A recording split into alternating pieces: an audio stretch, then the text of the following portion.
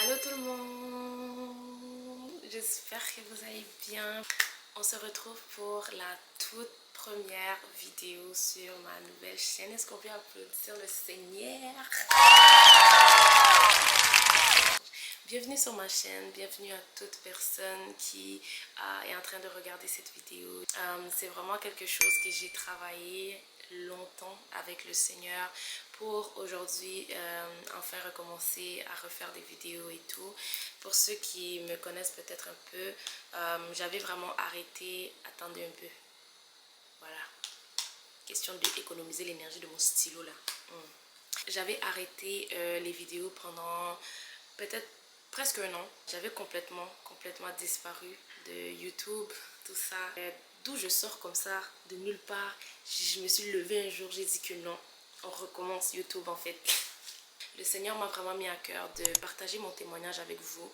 La raison pourquoi, c'est que je pense vraiment que pour mieux me connaître réellement, vous devez connaître là où Dieu m'a pris. Pour mieux me connaître, vous devez connaître qu'est-ce que Jésus-Christ a fait pour moi. Parce que j'ai beau vous parler de moi, de mes passions, de répondre à vos questions, etc. J'ai étudié dans quelle étude et tout, je peux le faire.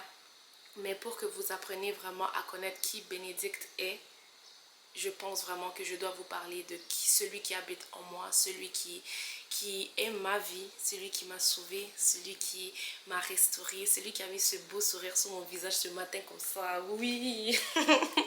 Donc celui-là s'appelle Jésus-Christ. Je vais te parler de Jésus ce matin et je prie vraiment que ça puisse toucher les cœurs, que le Saint-Esprit puisse, à travers mon témoignage, à travers mon vécu à moi, à travers les choses que j'ai traversées dans ma petite vie.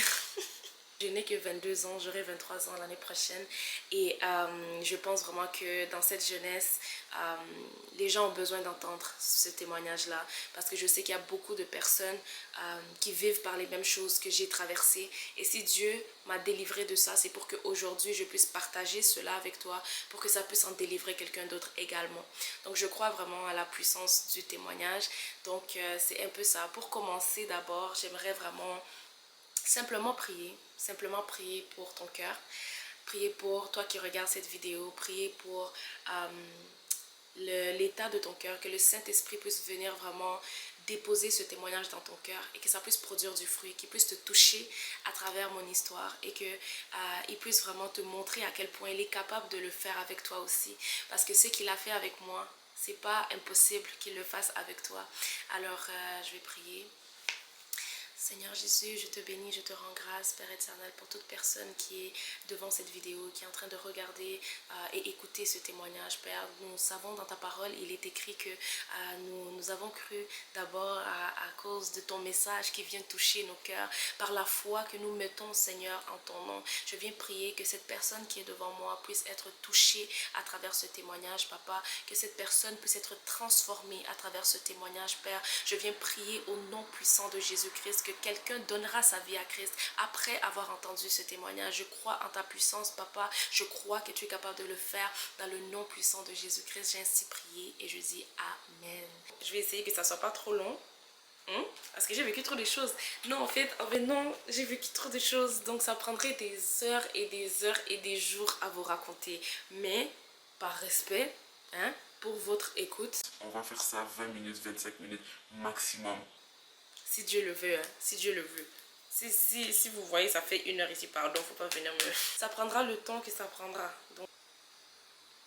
Ok, j'aimerais commencer par lire un verset qui va nous accompagner tout au long de cette vidéo. Dans Apocalypse 12, 11, ça dit, en fait je vais lire l'extrait. Donc je vais lire le contexte à partir du verset 10. Donc ça dit, et j'entendis dans le ciel une voix forte qui disait, maintenant le salut est arrivé, et la puissance et le règne de notre Dieu, et l'autorité de son Christ. Car il a été précipité, l'accusateur de nos frères, ici on parle du diable, celui qui les accusait devant notre Dieu jour et nuit. Verset 11, ils l'ont vaincu à cause du sang de l'agneau et à cause de la parole de leur témoignage. Amen. Je vais m'arrêter là parce que c'est vraiment le point que je vais amener. L'importance de témoigner en tant qu'un enfant de Dieu. C'est tellement important que tu ne gardes pas que tu ne gardes pas les choses que le Seigneur a fait pour toi, pour toi-même. C'est important de témoigner parce que de ton témoignage, il y a des gens qui attendent de donner leur vie à Christ. De ton témoignage, il y a des gens qui attendent d'être touchés par le Saint-Esprit. Dieu est capable de toucher ces personnes sans toi. Dieu n'a pas besoin de nous. On n'est pas indispensable. Dieu est capable de faire tout le travail par lui-même. Il est Dieu. Mais c'est à travers ses enfants qu'il veut passer pour toucher les gens qui ne le connaissent pas encore, pour toucher la génération, pour toucher la jeunesse. Donc, à toi qui m'écoutes, qui est déjà en Christ, à toi qui m'écoutes, qui sert le Seigneur, qui a donné sa vie à Jésus, tu as un témoignage à partager. Et j'aimerais vraiment te rappeler ce verset dans la parole qui dit que le monde attend avec un ardent désir la révélation des fils de Dieu. Nous sommes les enfants de Dieu. Et c'est de nous que les gens vont rencontrer Christ. Alors ne retiens pas ce témoignage. Ne retiens pas les choses que le Seigneur t'a délivrées. Parce que quelqu'un a besoin de l'entendre. Et lorsque cette personne va entendre ton témoignage, lui aussi va pouvoir dire non. Je veux rencontrer ce Jésus-là que cette personne a rencontré. Je veux servir ce même Dieu que cette personne est en train de me parler. Il y a de la puissance dans ton témoignage. N'aie pas honte, n'aie pas peur de parler des choses dans lesquelles tu as déjà été. Parce qu'une chose qui est importante de comprendre, c'est que ton passé, c'est ton passé. Et ça, c'est quelque chose qui m'a retenu tellement longtemps de parler de mon passé, etc. Parce que je me culpabilisais encore des choses que j'ai faites dans le passé. Mais un jour, je suis allée voir ma mère spirituelle, je suis allée voir mon pasteur. Et elle m'a dit une chose, elle m'a dit, tu sais ma fille, le passé est passé. Il faut que tu apprennes à vivre dans ton rachat. Dieu t'a racheté. Il faut que tu apprennes à vivre dans ta nouvelle naissance. Apprends à vivre dans ta nouvelle vie, dans ta nouvelle identité que Dieu t'a donnée. Lorsque j'ai accepté Christ, il m'a lavé de tous mes péchés. Il m'a restauré. Il m'a redonné une nouvelle robe blanche. Donc tout ce qui a pu se passer dans mon passé n'est qu'un témoignage. Ça fait partie de mon histoire, mais ce n'est plus moi. Et ça, c'est important de faire la différence. C'est ton histoire. C'est ton passé. Tu dois bénir cela. Parce que tu viens de là, tu viens de cette histoire-là. Tu ne peux pas regarder ton passé et dire, ah, les choses que je faisais là, ah, ça là, vraiment, nanana, nanana. Non. Bien sûr, j'étais dans le mal, j'étais dans le péché, j'étais loin de Dieu, je ne connaissais pas Jésus-Christ. Mais je ne pourrais jamais maudire mon passé. Je ne pourrais jamais mal parler de mon passé. Pourquoi? Parce que c'est de là que Jésus-Christ m'a tiré. J'ai dû passer par là pour rencontrer Jésus. Alors je bénis mon témoignage. Je n'aurai pas honte d'en parler. Et j'espère vraiment que ça va te toucher. Je vais expliquer le avant Christ et le après Christ. C'est-à-dire ma vie d'avant, mon background, si je peux dire ça comme ça. Ensuite de ça, je vais vous expliquer vraiment quel était vraiment l'incident qui a fait en sorte que je donne ma vie à Jésus. Donc je vais vraiment décortiquer la vidéo pour que ça soit simple pour toi de comprendre mon témoignage. J'ai pas dit mon nom, je m'appelle Bénédicte. Ok, je m'appelle Bénédicte, mais on m'appelle vraiment juste Béni. Je suis d'origine congolaise, de Kinshasa. J'ai grandi dans une famille chrétienne. J'ai grandi dans une famille chrétienne. Et j'ai grandi vraiment dans tout le Jésus. J'ai grandi en écoutant les Gaël, l'Ombongo, tout ça. Donc j'ai grandi vraiment dans l'atmosphère de Dieu. Depuis très petite, on m'a toujours éduquée à aimer le Seigneur. On m'a toujours éduquée à vraiment croire en ce Dieu-là qui existe. Et j'ai jamais, au grand jamais dans ma vie, douté de l'existence de Dieu. Je n'ai jamais douté qu'il y avait un Dieu qui existait. Mais je n'avais pas de relation personnelle avec Jésus. J'ai toujours suivi Dieu à cause de l'atmosphère qui était autour de moi, c'est-à-dire mes parents, j'allais à l'église, donc chaque dimanche j'étais à l'église, etc. Donc j'aimerais commencer mon histoire vraiment en début primaire. J'étais vraiment le genre de fille dès l'âge très petite, qui était très solitaire. J'avais pas vraiment beaucoup d'amis comme ça. Je faisais mes choses dans mon coin. J'avais quelques amis, mais j'étais très gênée. Dans les âges de, je sais pas, 8 ans, 9 ans, là, on n'a pas nécessairement conscience des paroles qu'on dit à nos amis, tout ça. Mais moi, j'ai vécu beaucoup d'intimidation. J'ai vécu beaucoup d'intimidation. C'était subtil, hein. C'était subtil, mais c'est avec les années plus tard que j'ai compris que waouh, j'ai vécu des choses qui m'ont vraiment brisé quand j'étais jeune. Donc à l'école, on riait beaucoup de moi parce que j'étais différente. La plupart du temps, j'étais aussi la seule personne de couleur de ma classe, des choses comme ça. Une des choses aussi qui m'a beaucoup bouleversée durant mon enfance, c'était vraiment le fait qu'en fait, je louche d'un œil un peu. Maintenant, par la grâce de Dieu, ça va beaucoup mieux, mais je louchais énormément. Quand j'étais jeune, je louchais énormément. C'est-à-dire que je sais même pas c'est quel œil, mais il y a un œil vraiment qui était vraiment, je sais pas ça partait où, mais ça partait. Donc, c'est-à-dire, ça me dérangeait énormément. Et puis, ça dérangeait également les autres autour de moi. Donc, on me le faisait dire souvent, des petits commentaires, des petits rires, etc. Donc, moi, j'ai vécu longtemps dans cette honte de qui j'étais à cause de l'intimidation que je vivais. Parce que quand je suis arrivée au secondaire, honnêtement, ça a été vraiment la période, je dirais la pire période de ma vie. Mais en même temps, je bénis le Seigneur que c'est arrivé parce que j'aurais jamais rencontré Christ si j'aurais pas vécu toutes ces choses-là. Comme je vous dis, j'ai grandi dans une famille chrétienne, donc je priais de temps en temps, voilà, je lisais la Bible de temps en temps, mais c'était pas quelque chose que je faisais de ma propre volonté.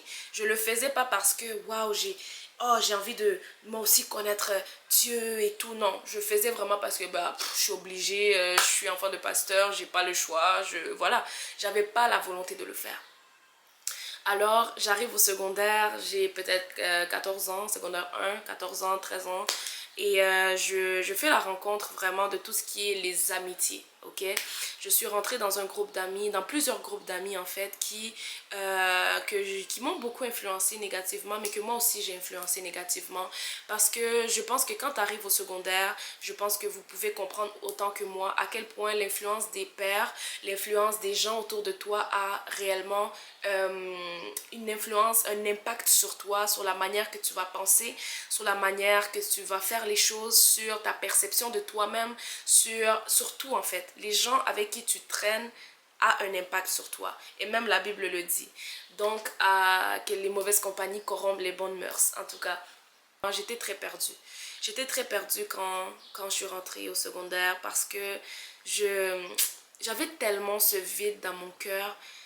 Je détestais être seule. Ça, c'est une chose à propos de moi. Je détestais être seule. J'avais la peur de me retrouver seule. C'est-à-dire qu'il devait toujours avoir quelqu'un autour de moi pour que je me sente bien. Il devait toujours avoir une amie ou un garçon ou quelque chose. Quelqu'un devait être là, sinon je me sentais comme s'il me manque quelque chose.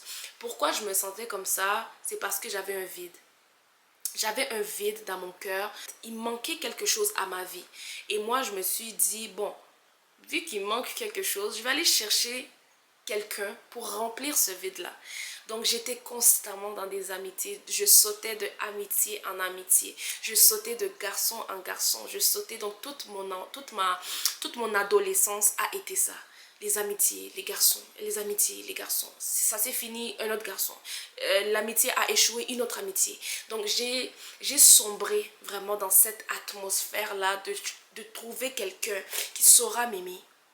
De trouver quelqu'un qui saura remplir le vide dans mon cœur. De trouver quelqu'un qui saura me dire que je suis belle. De trouver une personne qui saura me dire que je suis aimée. Et c'est ça que j'ai fait. Mais le vide était toujours là. Le vide était toujours là. Et non seulement il était toujours là, mais ça s'agrandissait de plus en plus. Parce que j'ai compris en fait qu'un homme n'aura jamais, jamais. Quand je dis un homme, je dis avec un grand H, c'est-à-dire homme, femme, peu importe. Les hommes, les humains n'auront jamais la possibilité et la capacité de remplir le cœur, mon cœur. Il n'y a que Dieu. L'homme a un vide en forme de Dieu. Il n'y a que Dieu qui peut remplir ce vide-là. Tu vois. Donc, en allant au secondaire et tout, j'ai commencé à adopter un mode de vie qui était très, très, très sombre. Je suis tombée dans l'impudicité. Je suis tombée dans une vie de débauche. Je suis tombée dans les relations avant le mariage. Une vie vraiment loin de Dieu. Je sautais vraiment de relation en relation, en espérant trouver l'amour. J'étais dans une quête. Je recherchais l'amour, en fait. Je recherchais l'amour que je n'avais pas eu, peut-être. Je recherchais cet amour-là dans les garçons. c'est là où je veux parler vraiment des relations amoureuses. Je veux parler de ça, pourquoi? Parce que dans notre jeunesse, dans notre génération, c'est quelque chose que nous courons après cela. Nous courons tellement après ça. Nous voulons quelqu'un autour de nous. Nous voulons vivre cette histoire d'amour avec quelqu'un. Et je peux le comprendre parce que j'ai été dans ça. Je ne peux pas m'asseoir ici et juger qui que ce soit parce que moi-même, c'était ma vie. J'étais toujours brisée, j'étais toujours triste parce que les histoires n'aboutissaient à rien. Ça finissait toujours en peine d'amour. C'était un cycle dans ma vie en fait. C'était un cycle là où le diable m'avait déjà emprisonné pour me dire que toi, ta vie, c'est ça en fait. Ta vie, c'est l'impudicité. Ta vie, c'est la fornication. Ta vie, c'est ça. Alors tu resteras bloqué dans ça. Étant donné que je n'avais pas Christ et que je n'avais pas conscience de qui j'étais en Jésus, je ne connaissais pas mon identité, j'étais perdue. Je suis tombée dans ça longtemps. J'ai sombré dans une dépression en fait. J'ai sombré dans une dépression vers l'âge de, je dirais à partir de l'âge de 16 ans. Je suis tombée en dépression parce que honnêtement, je ne faisais que pleurer.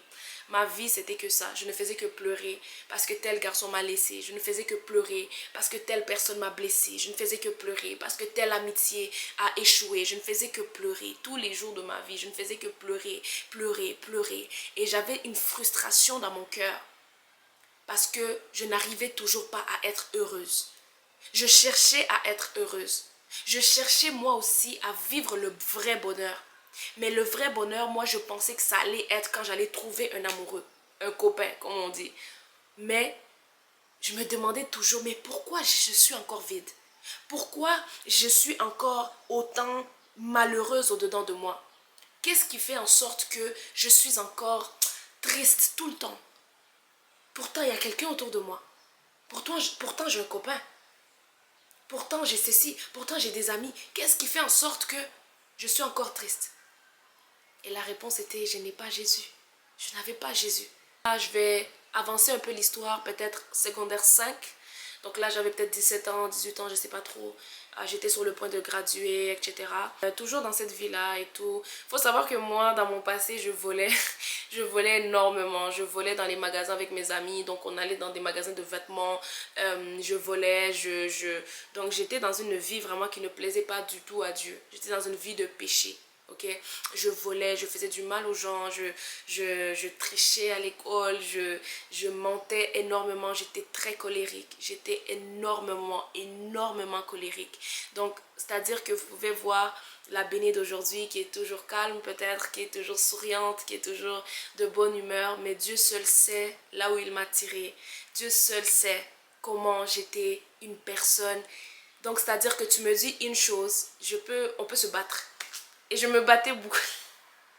J'aimais trop la bagarre. C'est-à-dire que j'aimais trop les chicanes. Avec les filles, je ne m'entendais pas du tout. Carrément, on faisait des rencontres. Et puis on se dit oui. On faisait des rencontres et on se disait oui, à telle heure. À telle heure, on se rencontre à tel McDo. Parce que comme vous savez, les McDo, c'était les chilling spots. Tout le monde était dans les McDo. On se rencontre à tel McDo, devant le McDo. Et puis on va se battre en fait. Mais dinguerie. Pas me battre que je donnais des coups et tout, non, hein, j'étais pas rendue là, mais vraiment tu vois des petites hein, des petites querelles, je te pousse, tu me pousses, je parle, je crie sur toi, voilà. Le pire dans tout ça, c'est tellement fou parce qu'on se battait pour des garçons, eh Dieu, oh Jésus. Vers mes 18 ans, je suis tombée dans une dépression. Je suis tombée dans une dépression sévère. Hein. Je suis tombée dans une dépression. J'ai commencé vraiment à sombrer dans des pensées noires, des pensées suicidaires. J'étais très malheureuse. J'étais très triste. Parce que au-dedans de moi, j'avais une tristesse. J'avais une tristesse. Je ne savais plus quoi faire. Je ne savais plus vers qui me tourner. J'avais plus d'issue. J'avais tout essayé. J'ai tout essayé. J'ai essayé les garçons, ça n'a pas marché. J'ai essayé d'avoir plein d'amis, ça n'a pas marché. Je faisais ça juste, c'était un semblant pour que moi aussi je sois comme les autres. Parce que je voyais les autres boire tout le temps, moi aussi je me suis dit bon, pour être aussi une jeune comme les autres, je vais me mettre à boire. Parce que je voyais mes amis sortir tout le temps, aller dans des fêtes, je me suis dit bon, moi aussi ça veut dire que pour être acceptée parmi eux, je dois faire comme eux, ok? Je dois faire les mêmes choses que cette génération. Je dois faire les mêmes choses. Mais c'est faux. C'est faux. La manière que le diable enferme cette génération et emprisonne cette génération aussi, c'est par toutes ces choses-là, tu vois. Et donc, je suis tombée dans cette dépression-là à l'âge de 18 ans. Cette dépression-là a failli m'achever. Cette dépression a failli me tuer. Okay? Cette dépression a failli vraiment m'enlever la vie. Pourquoi je dis ça? Parce que j'étais vraiment au bord du suicide. Et ça, c'est quelque chose que les gens ne savent pas parce que je n'ai jamais vraiment parlé de ça. Mais c'est mon témoignage. J'avais des pensées suicidaires qui commençaient à se concrétiser dans le sens où le diable mettait des pensées dans ma tête pour me dire que, mais regarde ta vie en fait, t'es tellement malheureuse, t'es tellement triste, t'es tellement dépressive, t'es tellement... Tu ne vaux rien. Mets fin à ta vie en même temps. Mets fin à ta vie et toute la peine sera partie. Mets fin à ta vie et toute cette tristesse-là, tu n'auras plus à vivre ça. Mais moi, je viens te dire aujourd'hui que Jésus a besoin de ta vie. Jésus t'aime. Jésus ne te veut pas mort, ok? Jésus te veut vivant comme tu es aujourd'hui, ok? Et moi, Christ m'a délivré du suicide. Christ m'a délivré des pensées suicidaires, oui. Là, on arrive à la partie de lorsque j'ai donné ma vie à Christ. Il y avait le confinement, tout le monde était vraiment à l'intérieur, personne sortait. Tu vas aller où même? Personne sortait, tout le monde était dans leur chambre. Donc, c'était une période très sombre de ma vie parce que suite à la dépression que j'ai vécue, à cet âge-là, j'avais 18 ans. J'avais 18 ans. J'ai donné ma vie à Christ à 18 ans. Et aujourd'hui, j'en ai 22, donc ça fait 4 ans. Ça fait 4 ans que j'ai consacré ma vie à Jésus. Ça fait 4 ans que j'ai décidé de suivre Jésus-Christ. J'ai décidé d'être sa fille. J'ai décidé de vivre pour lui. C'est possible d'être jeune et de vivre pour Jésus. Le confinement a été difficile pour moi parce que j'ai perdu mes amis en fait. Mon seul bonheur était quand j'étais avec les gens. Mais dès que je me retrouvais seule, j'étais dépressive. Dès que j'étais seule, je détestais ça. Je me sentais tellement mal. Dès que je n'avais pas un garçon autour de moi, je me sentais mal. Mais ce que j'ai remarqué, c'est que Dieu a tout enlevé autour de moi pour me rencontrer seule. Jésus te rencontre seul. Jésus ne te rencontre pas dans la foule. Jésus te rencontre seul. On dit que la relation avec Christ, c'est personnel. On ne rencontre pas Christ en groupe. On ne rencontre pas Christ à 5. Non. Chacun a son histoire avec Christ.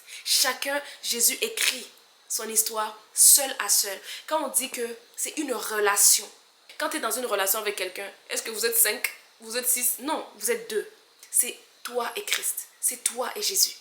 Alors Jésus a dû créer une circonstance. Moi, je crois fortement que à travers le confinement, c'était aussi une opportunité pour plusieurs de venir à Jésus. Parce qu'il y a plusieurs qui ont témoigné que le confinement a vraiment été ce qui a fait en sorte qu'ils sont venus à Jésus. Parce qu'ils se sont retrouvés tellement seuls, qu'ils n'avaient pas d'autre choix en fait que de venir à Dieu. C'est vraiment une grâce, c'est gloire à Dieu. Alors, j'étais dans ma chambre. Un jour, j'étais dans ma chambre, je pleurais, comme d'habitude, je pleurais. Il y avait une boîte de Advil, une petite boîte de Advil sur mon comptoir de chambre. Et j'avais ces pensées suicidaires-là. C'était tellement fort. C'était tellement fort. Et il n'y a rien qui allait dans ma vie. J'avais perdu la relation amoureuse que j'avais. J'avais perdu tous mes amis. J'avais rien, j'avais plus rien. Je me sentais vide. À l'école, ça n'allait pas. J'étais dépressive, je pleurais dans les toilettes, toute seule. J'en parlerai un jour. Je pleurais vraiment, je m'enfermais dans les toilettes à l'école. Et ça, c'est pas il y a 8 ans de ma vie, il y a 4 ans, au cégep. C'est un autre témoignage. Mais c'est quelque chose que j'ai vécu. J'étais seule. J'avais personne. J'avais personne.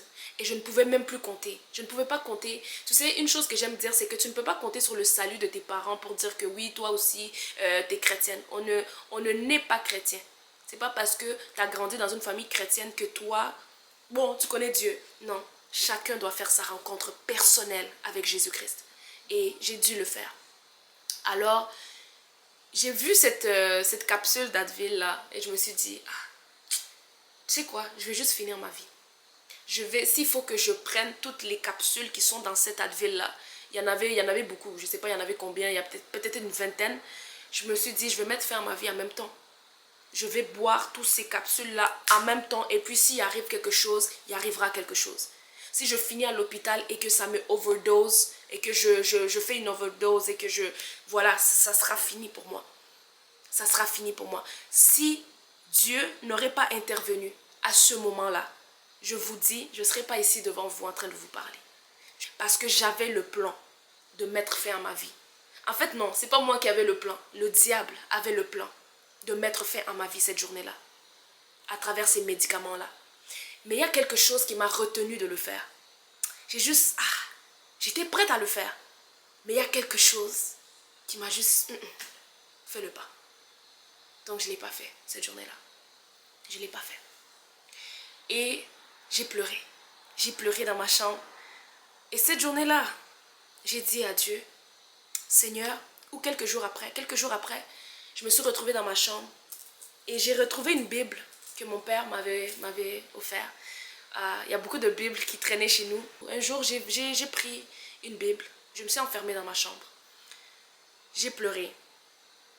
J'ai dit à Dieu, j'ai fait une prière sincère pour la première fois. Là, on est dans la partie la prière. Ça, c'est pas n'importe quelle prière, c'était la prière qui a changé ma vie. Cette prière-là. C'est à travers cette prière-là que j'ai rencontré Jésus. Ok? Je me suis enfermée, j'ai pris la Bible, j'ai prié, j'ai dit, Seigneur, Jésus, moi je te connais juste parce que mon Père m'a parlé de toi. Moi je te connais juste parce qu'on a tellement prêché que tu existais.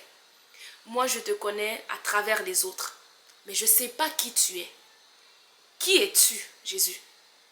Aujourd'hui là, c'est soit tu interviens dans ma vie, ou soit je mets fin à ma vie. C'est soit tu me rencontres dans la dépression que je suis en ce moment, et tu me sauves, ou soit c'est fini pour moi. C'est le dernier recours que j'ai. Jésus, s'il te plaît, si tu es vraiment là, si tu existes réellement. Et j'ai dit ça pas parce que je doutais de son existence, mais c'était un cri de cœur. C'était pour dire à Dieu que je n'ai plus rien. Je n'ai plus quelque chose qui peut venir me sauver. Je n'ai que toi maintenant. Il a fallu que je vive toutes ces choses pour que je me rende compte que mon seul issue, c'est Jésus. Alors j'ai dit, sauve-moi. Interviens maintenant. Aujourd'hui, maintenant. Je ne sais pas comment vous expliquer ce qui s'est passé par la suite, mais le Saint-Esprit, c'est la première fois que j'ai eu une rencontre avec le Saint-Esprit. Le Saint-Esprit, c'est l'Esprit de Jésus, mais en esprit. Le Saint-Esprit m'a touché. Jésus-Christ m'a touché par son esprit. J'ai commencé à pleurer, mais cette fois-ci, ce n'était pas des pleurs de tristesse comme d'habitude. Là où j'étais une bénédicte qui pleurait de tristesse, je suis devenue une bénédicte qui pleurait de joie. J'ai commencé à pleurer de joie. J'ai senti quelque chose en moi me toucher, me remplir. Je ne sais pas t'expliquer par des mots. Je ne peux pas t'expliquer. Je ne peux pas t'expliquer. Ça ne s'explique pas. Mais j'ai senti quelque chose en moi m'envelopper d'amour en fait. Je ne savais pas c'était quoi à ce moment-là. Mais c'est après que j'ai compris que Jésus venait de me rencontrer. J'ai pleuré, je pleurais. Mais je pleurais de joie. Je pleurais de joie. Je dis, oh Seigneur, je te donne ma vie. Tellement qu'il m'a touchée. À ce moment-là, j'ai su que non, Jésus est réel. Jésus existe réellement. Jésus est vivant. J'ai dit, Seigneur, je te donne ma vie. Seigneur, à partir d'aujourd'hui, parce que tu m'as prouvé que tu es réel, parce que tu m'as prouvé que tu existes encore dans ma vie, parce que tu m'as prouvé que tu n'es pas seulement le Dieu de mon Père, mais que tu es mon Dieu à moi aussi et que tu m'appelles, je te donne ma vie. Je te donne ma vie. Ma vie doit changer à partir de maintenant. À partir de ce jour, ma vie ne sera plus jamais la même. Et c'est comme ça. C'est comme ça que j'ai rencontré Jésus dans ma chambre, au fin fond de la dépression, au bord du suicide. J'ai rencontré Jésus. Ah, guys, j'étais émue. J'étais émue et même à réfléchir en parlant de ça, je me rends compte de la grâce dans ma vie. Alléluia. Je me rends compte de la grâce dans ma vie. Je me rends compte à quel point je n'ai pas été sauvée parce que j'étais meilleure que quiconque. Je n'ai pas été sauvée parce que j'étais mieux que quelqu'un. J'ai été sauvée simplement par sa grâce. simplement parce que les yeux de Dieu se sont posés sur ma situation, sur moi. Et il a dit non, il est temps que je rencontre cette fille. Il est temps que je me dévoile à elle. Ah, c'est ça que Jésus a fait dans ma vie. Donc, il m'a sorti de la dépression, de l'impudicité, de la fornication, du mensonge, de la colère, de la honte, de la culpabilité, du vol, de tellement de choses. Et aujourd'hui, il m'a restauré. Aujourd'hui, il m'a donné un nouveau nom, une nouvelle histoire. Aujourd'hui, il a fait de moi sa fille. Aujourd'hui, je connais mon identité. Ok? Et là, je vais te parler de l'après-Christ. Qu'est-ce qui s'est passé maintenant après? Là, je t'ai parlé de mon témoignage. Je t'ai parlé des choses que j'ai vécues. Je t'ai parlé de mon passé. Ok? Je t'ai parlé de tout. Maintenant, laisse-moi te raconter maintenant comment il m'a changé. Comment ça s'est fait. Ok? Après cette soirée-là que j'ai donné ma vie à Jésus, quelques semaines ont suivi. Je ne savais pas vraiment par où commencer en fait. Je pense qu'il n'y a pas il y a pas un bilan, un plan qui est en ligne qui te dit ok, quand tu donnes ta vie à Christ, étape 1, étape 2, étape 3. Il n'y a pas ça. En fait, quand tu donnes ta vie à Jésus, ok guys, tu reçois le Saint-Esprit. Le Saint-Esprit, c'est Jésus-Christ, mais en esprit quoi. C'est son Saint-Esprit. Et puis, le Saint-Esprit est une personne. Le Saint-Esprit est mon meilleur ami. Le Saint-Esprit est celui qui m'a conduit jusqu'ici. Le Saint-Esprit, c'est mon bras droit, c'est ma personne. Je ne serais rien sans lui. Je t'honore, Saint-Esprit, je t'honore. Alors, en tout cas, je peux vous parler du Saint-Esprit pendant trop longtemps. Pardon, on n'est pas... Sinon, on va pas finir la vidéo. Bref, donc, j'ai reçu son esprit. Et il a commencé à m'amener petit à petit, à changer de vie en fait. Et j'aimerais vraiment dire à un jeune aujourd'hui que quand tu donnes ta vie à Jésus, c'est pas du jour au lendemain que ta vie change. C'est-à-dire que... Donc, c'est un processus. Parce que des fois, on a des frustrations et puis on se dit, mais j'ai accepté Jésus, ça fait déjà 1 mois. Pourquoi j'arrive pas à arrêter telle chose? Pourquoi j'arrive pas encore à arrêter tel comportement? Pourtant, j'ai accepté Jésus, J'aimerais juste te dire, reste tranquille. C'est un processus. C'est un processus. Le Saint-Esprit, il est là aussi pour ça. Il n'est pas là que pour ça, mais il est là aussi pour ça. C'est pour t'amener à la ressemblance de Christ. À chaque jour, petit à petit, il va t'amener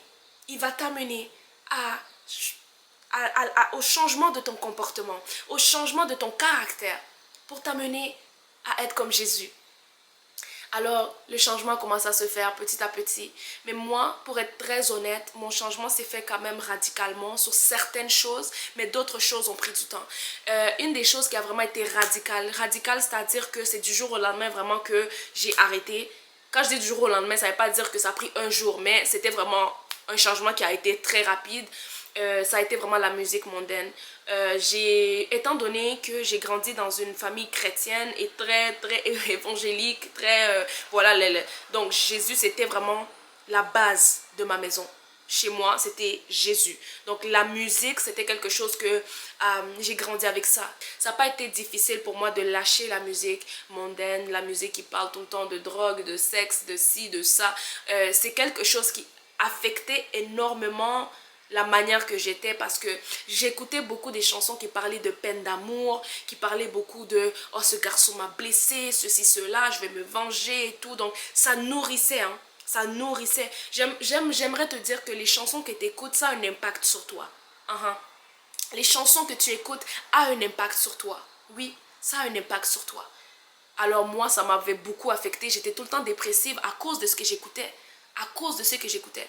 Et j'ai lâché ça. Par la grâce de Dieu. Par la grâce de Dieu. J'ai arrêté. Et j'ai commencé juste à écouter. Donc j'ai pris mon téléphone. Hein. J'ai pris mon téléphone. J'ai supprimé. Je suis allée sur Spotify. J'ai supprimé toutes les comment on appelle ça? Toutes les musiques que j'avais qui ne glorifiaient pas Dieu. J'ai tout enlevé. Et j'ai commencé à écouter des chansons chrétiennes. Des chansons qui parlent de Dieu. Qui parlent de l'amour de Dieu. Qui parlent du pardon. Qui parlent de... Donc ça nourrissait ma foi. Et ça m'a mené à ressembler encore plus à Jésus. Parce que les paroles qui sont dites dans ces chansons, ce sont des semences que tu emmagasines en toi. Alors, voilà. Sinon, le changement s'est fait petit à petit.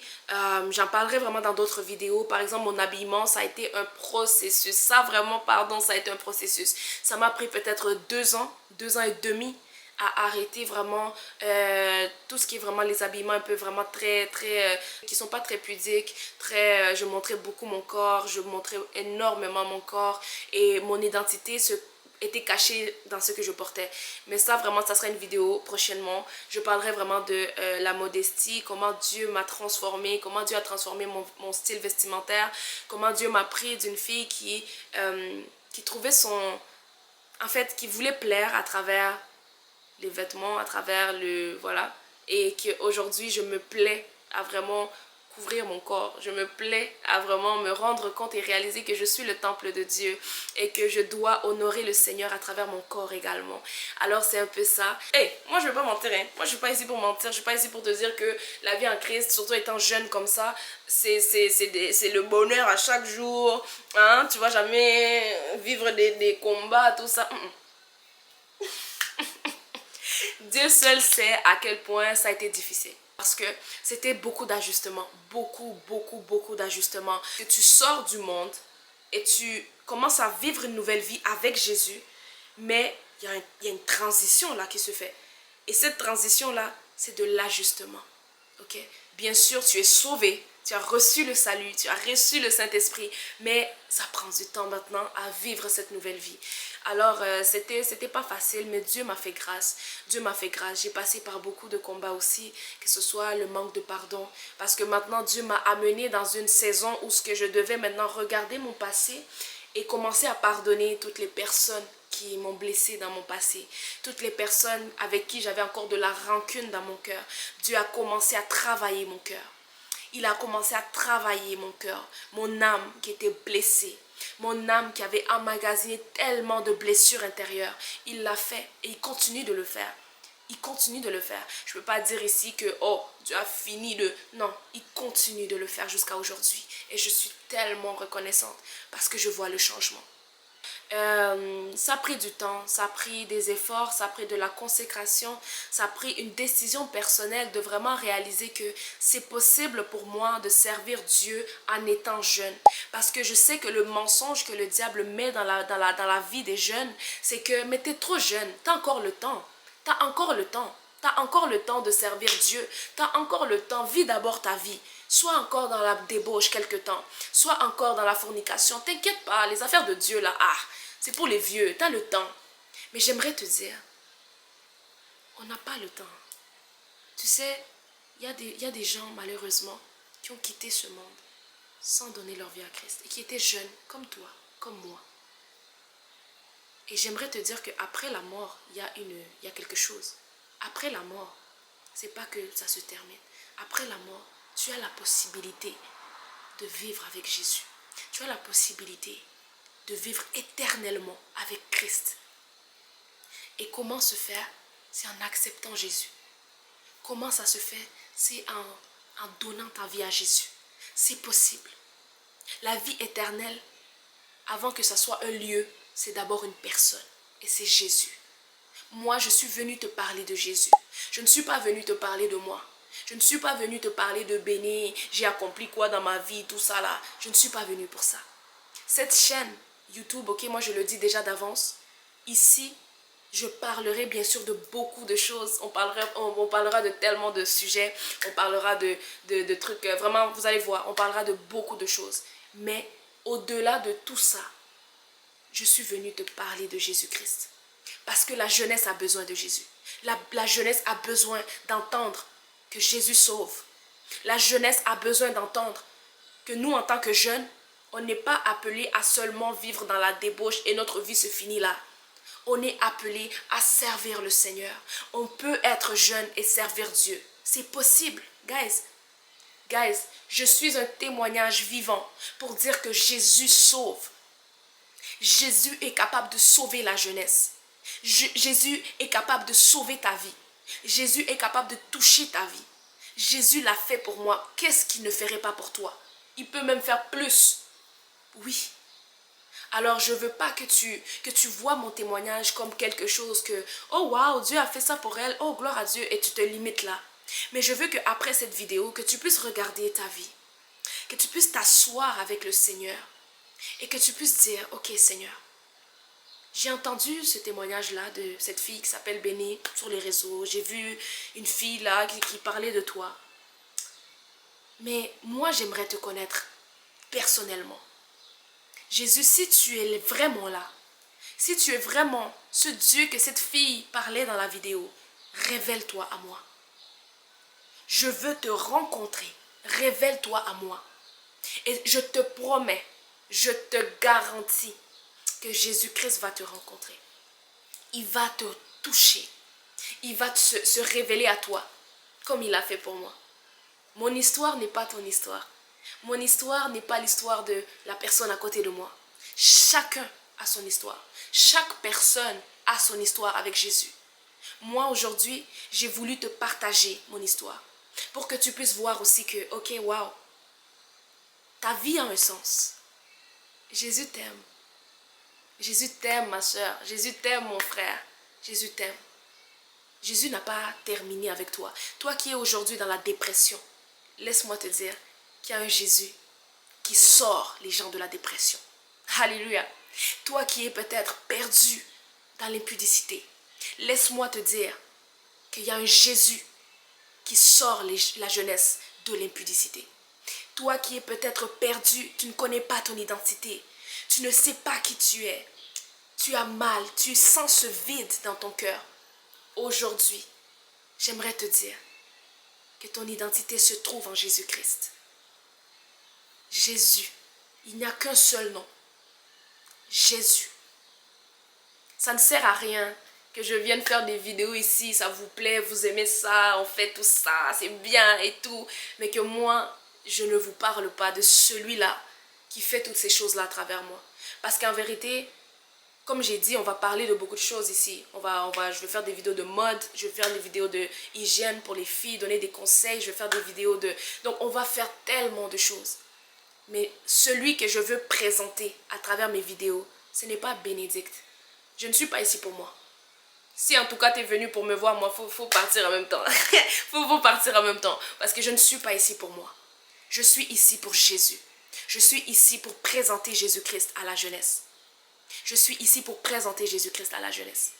Je ne suis pas là pour moi. Alors, c'est un peu ça que je peux dire. Alors, pour finir cette vidéo, je sais que ça a été un peu long, mais il fallait absolument que je parle de ça. Il fallait absolument que je libère mon témoignage. Je ne voulais pas que ma première vidéo soit autre chose que ce témoignage. Parce que pour que tu connaisses qui je suis, tu dois connaître d'abord qui est ce Dieu en moi. Qui est ce Dieu-là? Ok? Et ce n'est plus moi qui vis, mais c'est Christ qui vit en moi. Donc, c'est un peu ça que je peux dire, Saint-Esprit. Est-ce qu'il y a autre chose que je peux rajouter? J'aimerais terminer simplement en priant pour quelqu'un. J'aimerais prier pour toi. J'ai tellement de joie. J'ai tellement de joie parce que je sais que plusieurs vont donner leur vie à Christ à travers ce témoignage. J'ai tellement hâte de voir ce que Jésus va faire à travers ce témoignage. Alors, je vais prier pour toi. Peut-être que ce témoignage, peut-être une partie de ce témoignage a touché ton cœur. Peut-être que tu t'es reconnu dans quelque chose que j'ai dit. Peut-être pas aussi, mais Dieu peut quand même te toucher. Même si mon histoire ne ressemble pas à la tienne, Dieu peut quand même te toucher. Si aujourd'hui, tu es prêt ou prête à accepter le Seigneur, si aujourd'hui, tu es prête ou prêt, bon, je veux dire prêt pour englober tout le monde, ok? Si aujourd'hui, tu es prêt à dire oui à Jésus, j'aimerais prier pour toi, ok? Alors là où tu es, tu peux simplement juste fermer les yeux et laisser le Saint-Esprit te toucher. Alors je vais prier. Alléluia. Seigneur Père éternel, je te bénis. Je te rends grâce pour ce témoignage. Je te rends grâce, Seigneur, pour tout ce que tu as fait à travers mon témoignage. toute parole que tu as libérée dans la vie de cette jeunesse. Merci, Papa, pour toute personne qui a prêté oreille à ce témoignage. Parce que je sais qu'ils ne sortiront pas de ce lieu. Ils ne sortiront pas de là de la même manière. Là où nous te rencontrons, nous sortons transformés. Il y a quelque chose qui se passe à travers cette vidéo. Je viens prier, Seigneur, pour cette génération. Je viens prier, Seigneur, pour ma génération. Je viens déclarer, Papa, que toute personne qui est prête aujourd'hui ou prête à t'accepter dans leur vie, tu les touches à cet instant. Le temps est bon. Le temps est favorable. Leurs cœurs sont prêts pour toi, Seigneur. Ils ont soif de toi, soif de te connaître, soif de pouvoir rencontrer ce Dieu-là, ce Jésus-là qui a pu me toucher aussi. Ce soir ou ce matin, peu importe le moment où ils vont écouter cette vidéo, tu touches cette personne. Tu touches cette personne devant moi. Maintenant, maintenant, Saint-Esprit, maintenant. Merci, Père, parce qu'il y a quelqu'un qui a donné sa vie à Jésus. Merci, Seigneur, parce qu'il y a quelqu'un qui vient à toi aujourd'hui. Merci, Seigneur, parce qu'il y a quelqu'un qui t'accepte aujourd'hui.